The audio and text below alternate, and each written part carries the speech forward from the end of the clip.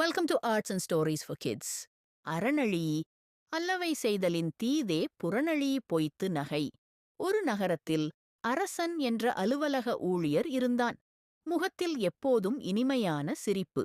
யாரைக் கண்டாலும் அண்ணா எப்படி இருக்கீங்க என்று அன்பாகப் பேசுவான்.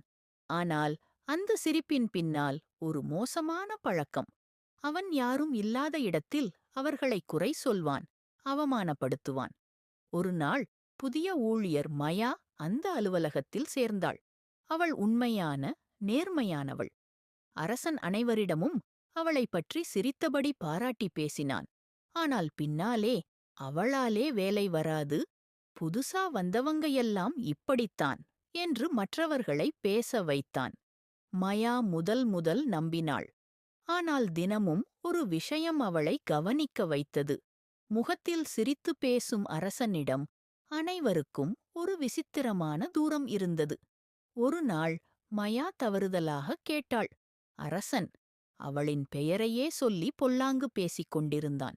அவள் மனம் உடைந்தது, ஆனால் கோபப்படவில்லை.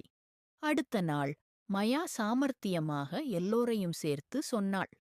யாரையும் நேரில் பார்த்து சிரித்து பேசுவது எளிது. அந்த வார்த்தைகள் அலுவலகத்தில் பரவின. அரசன் வெட்கப்பட்டான்.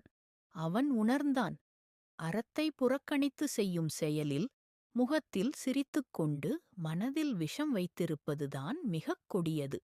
அவன் மன்னிப்பு கேட்டான், மாற்றமடைந்தான். நேரில் சிரித்து பின்னால் பொல்லாங்கு பேசுவது மனிதனின் உண்மையான அறநெறியை இழக்கும் மிகக் கொடிய செயல். மறக்காம லைக், ஷேர், சப்ஸ்கிரைப் பண்ணிடுங்க. அறிவே ஆற்றல், கற்பது மகிழ்ச்சி, அறிவது இனிமை. அனைவருக்கும் நன்றி.